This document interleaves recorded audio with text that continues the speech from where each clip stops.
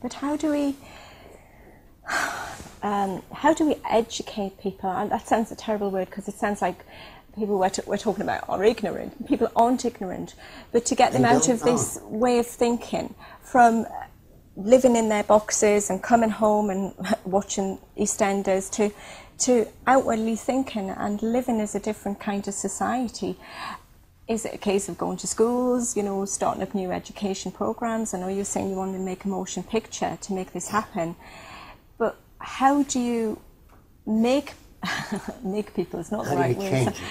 How do you get them interested enough? I think a lot of people out there do want some kind of change. It's like they're breaking out and they're itching for something new to happen, because they're not happy in their jobs, going to work and becoming drones, and I think their brains are expanding all the time, so they need some kind of change.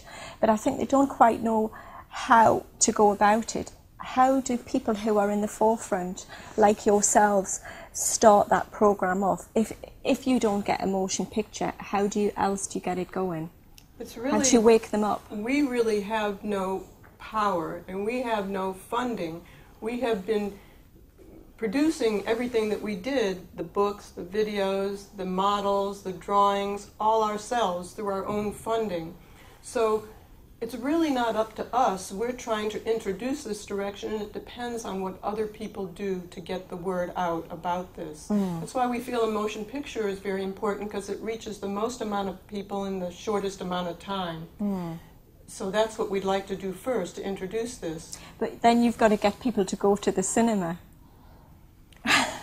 Or the internet is very good too, or That's a good any point. means possible, through gaming, through internet, through books, through videos, through cartoons, any way possible to get these new ideas across. Just like they get new religion across, you know, through gatherings and books in the same way, but this is not a religion. Well, it's so strange. Well, today things seem to be speeding up, and you see new laws and rules and regulations coming into the world all the time. You can't do this, you can't drive past 20 miles an hour, you know, you've got cameras on you everywhere you go. So it's like, I think I've said this to Peter Joseph, there's a group of people who are pushing to be free and live a life a natural way, and then we've got the leaders who are in power who are stopping our movements. They own the media too. So it's a very, very difficult situation if there's people like yourselves, the Venus Project, zeitgeist movements all over the world,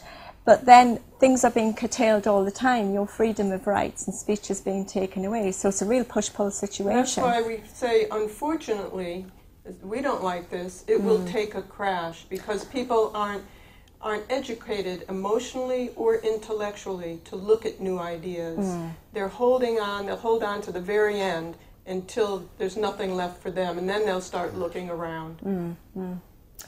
Now, I'd really like to ask you the question about, do you think in the past, like thousands of years ago, that we've had societies, not quite the same as the Venus Project, but where they've lived in structures where it has worked together in harmonious situations?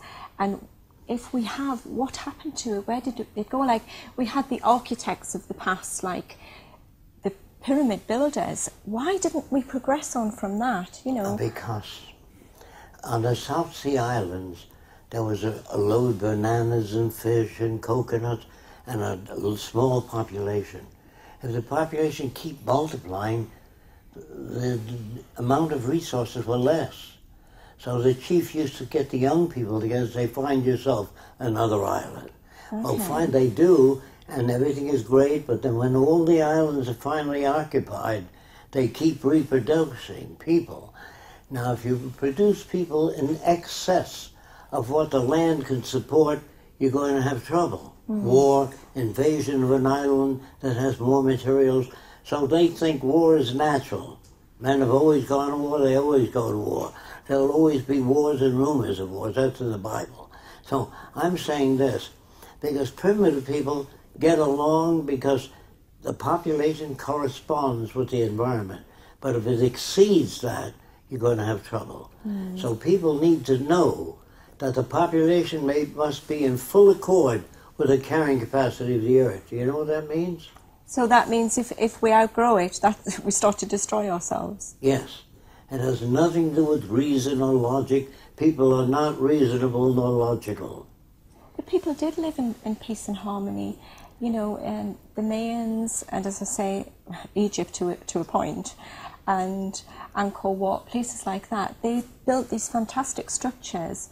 So why didn't it continue? Because their values, the culture and values and resources kept changing. Right. Things never remain constant.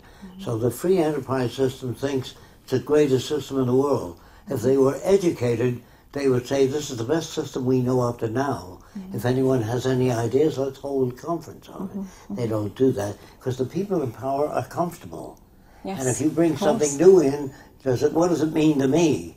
So the UN is not there to make a peaceful world. No. They're to watch out what does that mean to Egypt or Taiwan if you do this or that, what effect does it have on us? So all the nations are there to protect one another and one another from invasion of another country. So they really just trust each other. Like if I were to go to China, say, what are you doing here as an American? What do you care about the Chinese?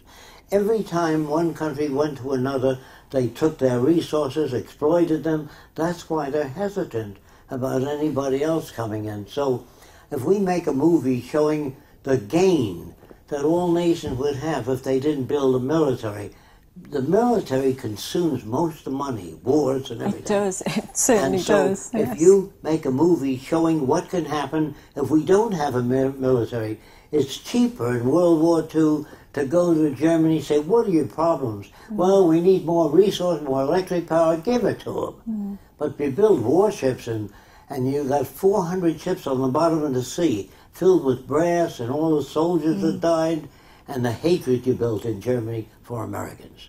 And that's what's happening now. We're bombing the hell out of cities. And I asked them, why are they doing that? People come to me all the time saying, why is North Korea building all these rockets and China built all these soldiers and rockets? The reason they're building it is because a newspaper in England called The Telegraph ran a headline saying, U.S. intends to strategically strike 7 countries, and it names them, China, North Korea. What do you expect them to do? They're building nuclear weapons because they expect us to attack them or attempt to. So why do these people fly the 2 airplanes into the trade centers? We must have done some pretty terrible things in the past to make them that angry. We never hear the other side. Well, there's a lot of question marks over that one, Jacques, isn't there? I don't believe in a conspiracy. I know you don't. But then what about all the other planes and where there wasn't even planes in the Pentagon? So there's a lot of questions which are not answered over that one. So well, there's no straight... The government is stupid, but not that stupid. Okay. Well, I don't think they're stupid at all, actually. I think they're very clever. Because I don't have enough information in it, I should say. I've read all the arguments pro and against. So far, I'm unable to accept that as a government act of strategy. But I think it helped this government to move in on other countries. That's the big excuse. But I don't think it was a conspiracy. I think that they attack the buildings because they don't like Americans. They don't like what we've done, what the British have done. They said the sun never sets on England. How did it get so big? They took the land by force and violence. Americans stole the land from the Indians, killed the buffaloes, slaughtered thousands of Indians. So, and it's Spain. They took it from Mexico. We're not without our sins in England. So I'm saying that all nations are corrupt. Yes. None of anyone I look up to. I would say that the methods of science, not scientists, the methods of science are closest to the honest way of looking at the world. So let's try using that in arranging population through education in proportion to the carrying capacity of where people live. If you don't do that, for whatever reasons, it's not going to work. Well, like I said before, Jacques, I think people do want to live in peace and harmony, but they're always going to be those in power. Well, I hope they're not always going to be in power, who always want to keep wars going. It's good for family business, and we know who they are. During the First Depression... How do we change that? The First Depression, the banks failed. And this one was bailed out by public funds. They took the money and gave it to the banks. And the banks didn't use that money to help people buy homes. They used it to pay off a lot of bankers. Yes. So since you've got that system, you have to go through all the hell that is projected by those conditions.